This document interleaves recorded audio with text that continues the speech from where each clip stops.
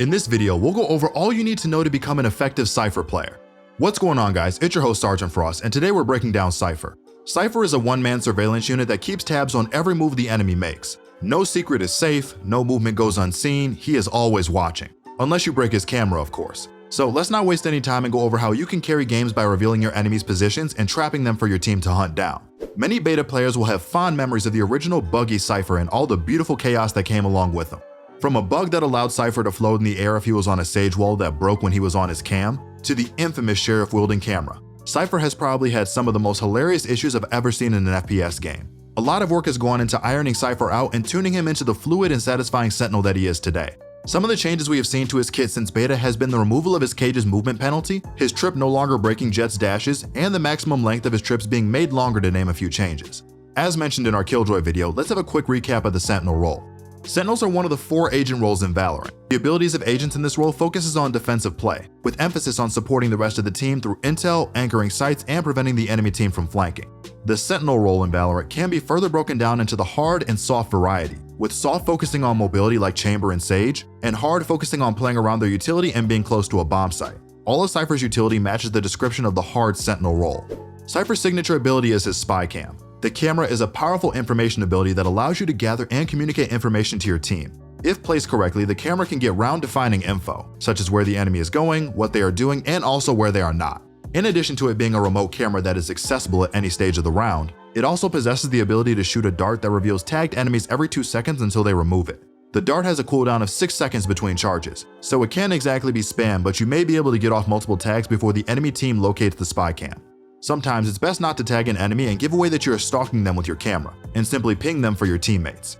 The camera has a 15-second restock time when recalled, and a 45-second one when destroyed, so it's in your best interest to position it so that it doesn't get pre-fired in common cam spots. The camera has a massive 1 HP, meaning every gun in the game will break it at any range with a single bullet, provided you hit it, of course.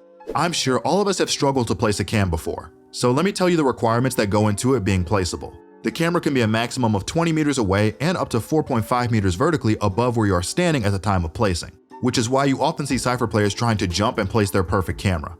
One important feature to note is that if you take damage while on your camera, you will unequip it. It's pretty cool that Riot is looking out for our safety, even if it's already too late. Now, before we move on to trips and go more in depth on how to play the agent, I should quickly let you know that if you're serious about improving, we also offer high-quality guides and coaching over on our website ProGuides.com. For just $8 a month, you can get access to everything including our past pro boot camps, and things that can help you get an idea of what it takes to improve in a competitive game like Valorant. Now let's get back into the video. Next, the Tripwire, or better known by the community as Trips. This is probably Cypher's most annoying ability, as it can come out of nowhere and ruin your whole lurk. Coming in at 200 credits, it's a very cost-effective way to hold a flank, as it is often a place and forget ability. The Tripwire is the most powerful flank holding ability in the game right now, as it has no range limitations, and it can't be smoked off, and only a select number of characters possess the abilities to circumvent its presence. As we all know, when an enemy walks into a trip, they are highlighted until the trip is broken or it reaches the end of its 3-second wind-up time. If the enemy fails to escape the trip after 3 seconds, they are hit with a concussion, similar to Breach's stun for 3 seconds as well as 5 damage, which hopefully should make them a free kill. But we all know how insanely accurate shooting when stunned in Valorant is. Let's go back to the basics and talk about some numbers. A wire can be up to 15 meters long in length, or about 7.5 breaches if you are keeping up with the lore. The trip will become translucent to enemies when they are within 3 meters of it, and it will start to make a soft, infamous buzzing noise. Trips can be placed both high and low, but the best height to place them is usually around waist level, as this ensures the enemies can't jump over them or crouch under them. That's not to say trips placed for giants can't be useful. In this pro game between Big and Vitality, a trip was placed specifically to counter a strat that the Jet player was doing in this exact play. In your ranked games though, don't do this, it's not worth it, no matter how cool it will look if it does catch someone. This is Big specifically counter-stratting Vitality after watching some of their previous games. Abusing tendencies is something you should look to do on Cypher, but throwing a trip like this in round 2 on the off chance an enemy accidentally updrafts into it is definitely not the play. Not only does it catch players, but it also catches utility like Sky's Trailblazer, Fade's Prowlers, and Sova's Drone. This can be a double-edged sword though. For example, it can make it so that Sky's dog can't get info, but people may also intentionally sacrifice a Prowler so that the trap can't be disruptive later on. Knowledge of kill trips is a very important part of being a top Cypher player. These trips are placed in unexpected players that enemies tend to path onto sight with, and are often used in conjunction with a cage, allowing players to spam the player without getting a real chance of firing back. The cage can be either placed around the trip so that the unfortunate opponent can't even see the edges of the wire and have a bigger chance of tripping it. Or it can be placed on Cypher himself so that he can use the light up effect and spam enemies with his one-way vision through the cage. To get the most value out of Cypher's utility on defense, having good trips are essential. You need to either have deadly setups that allow you to play off your cam, cages, and trips, or use them aggressively for early information that allows your team to rotate early. An example of an aggressive trip is tripping the entrance of B main on Ascent, and a deadly trip would look something more like that big example. Furthermore, Cypher's trips can hold important areas of the map, like Garage on Haven and Vents on Split, so that way your team can allocate their attention and resources elsewhere. That brings us to our question of the day segment. Today's question is, do Sentinels need any changes right now? Personally, I think Cypher's trips might be a bit too strong against Jet right now, which makes approaching a lot of bomb sites extremely difficult. But then again, Cypher was hard to get value from whenever Jet would always break his trips as well. Maybe something in between where Jet is lit up but isn't flung back and stopped in place, but honestly, I'm not sure.